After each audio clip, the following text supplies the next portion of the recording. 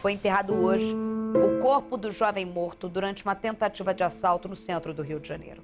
Ele foi assassinado no dia 30 do mês passado e a família só conseguiu saber do paradeiro dele 6 dias depois. Você vai entender toda essa história agora na reportagem de Jackson Silva. Rodou. Eu quero saber por que matou ele, porque não roubaram nada, por que mataram ele. Tem testemunha, gente, quando desceram do ônibus, falou que viram os caras rodeando meu sobrinho. As lágrimas revelam a dor de mais uma família destruída pela violência no Rio de Janeiro. Isso não se faz, ele não merecia dessa forma, gente, uma facada só. Que justiça é essa, que mundo é esse, que polícia é essa, que hospital essa gente vamos ser tratados como lixo hoje em dia, lixo? Não aceito. Parentes e amigos se despediram de Melquisedeque Casimiro de Souza, de 22 anos. Ele foi paraquedista, mas trabalhava como garçom. O corpo do jovem, conhecido como Melqui, foi enterrado no cemitério de Campo Grande, na zona oeste da cidade.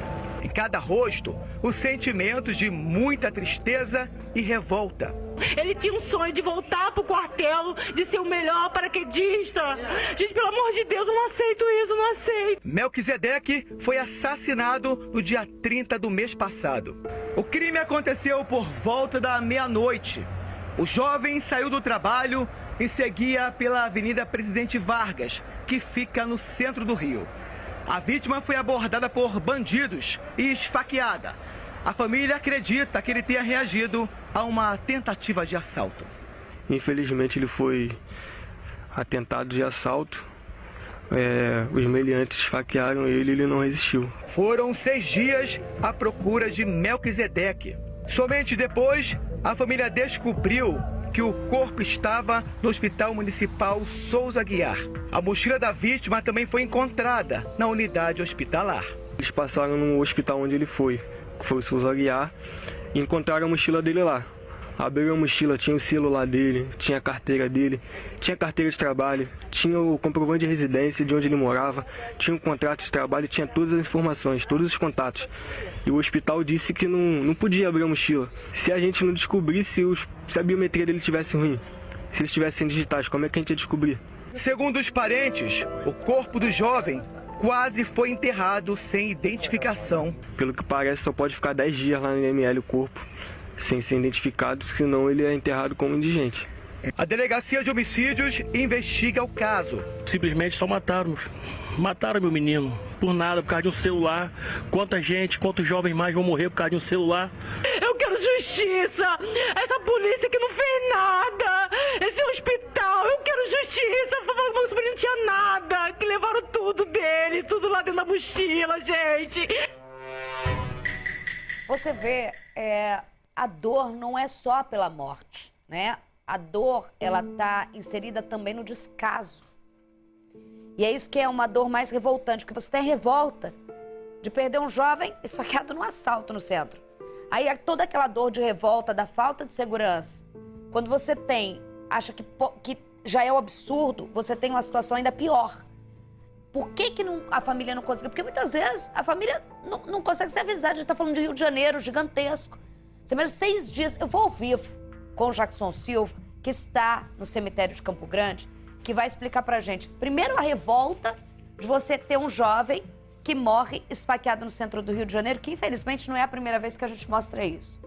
Segundo, Jackson, o que teria acontecido? Ele foi levado para o hospital, a família diz que ninguém abriu a mochila, ele é levado para o Instituto Médico Legal, por pouco não é enterrado como indigente. Como que a família chega? Foram de hospital em hospital, bateram... Como que foi a identificação? Boa tarde para você. Eu sei que é difícil, mas boa tarde para você. Olá, Isabelle. Lamentavelmente, mais uma quinta-feira que a gente não tem como desejar uma boa tarde a vocês que estão assistindo ao SBT Rio. A gente continua acompanhando, né, o velório de Melquisedeque. Parentes e amigos estão aqui totalmente destruídos. A gente está com uma família aqui também, com os tios, com os primos. Vão explicar pra gente. Agora, o resultado disso, Isabelle, é de descaso. Morreu no dia 30. 6 dias depois, a família ficou sabendo que ele estava no Hospital Municipal Souza Aguiar. Então, assim, Por que não falaram com a família? Por que a mochila estava lá, perto do corpo? Por que não abriram essa mochila? Já que o celular dele também estava lá. Então a família não foi avisada. Dói muito mais ainda, Isabelle. Vamos falar então com o tio? Meus sentimentos para o senhor, uma dor muito grande, abalou todo mundo, principalmente quem está cobrindo esse caso. A gente quer saber o porquê que a família não foi avisada, demorou tanto, né? 2 sofrimentos, pela morte e também pelo descaso.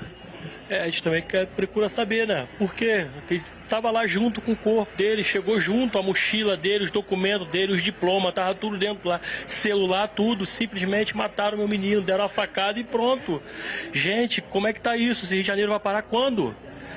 Quando, seu governador, que o senhor vai tentar amparar a gente? Olha só, hoje estamos aqui, ó, sofrendo, entendeu? Pela morte do meu sobrinho, entendeu? E apenas um celular, tentativa de assalto. Gente, tá banal, tá demais isso. O Rio de Janeiro tem que parar, alguém tem que tomar uma providência.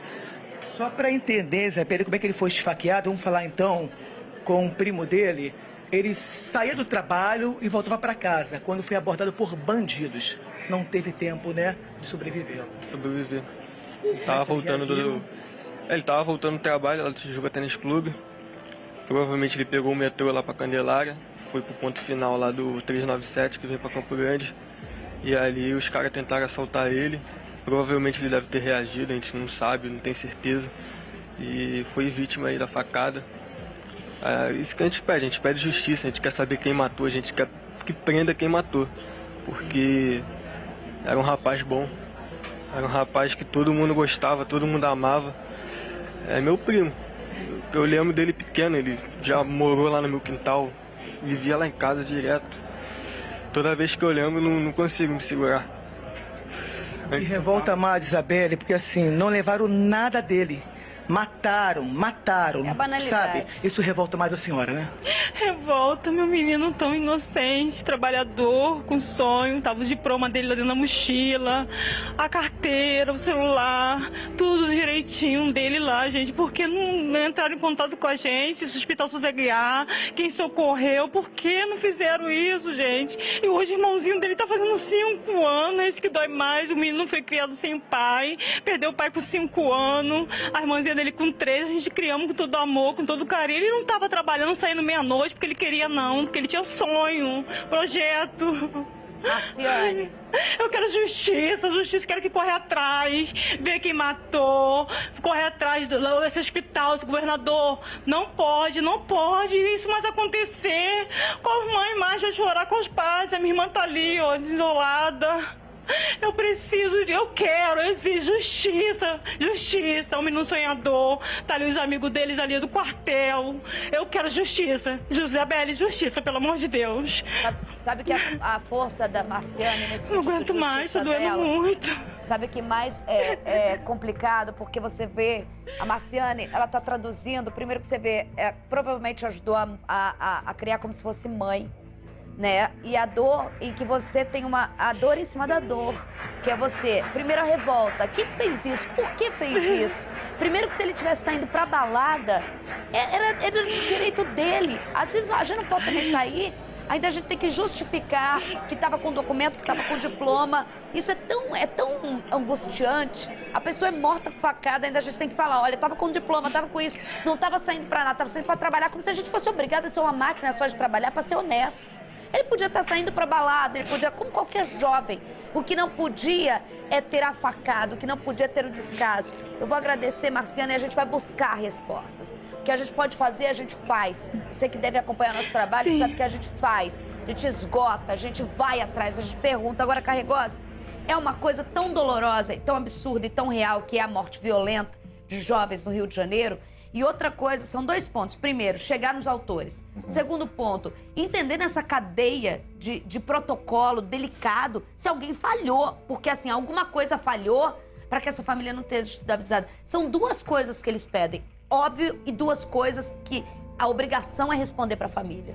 Exatamente. Sim, na verdade, tem que entender, são 2 assuntos que aconteceram e que têm que ser analisados e com a devida gravidade e importância. E são você não comunicar o óbito, principalmente de uma morte violenta para um familiar, desculpa a expressão, mas é um esculacho. Assim, é um esculacho.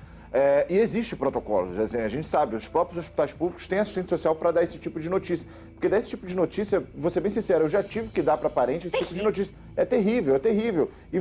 E ainda tem um risco, por exemplo, eu não sou psicólogo, não sou assistente social, não sou preparado para dar um tipo de notícia dessa. Sim.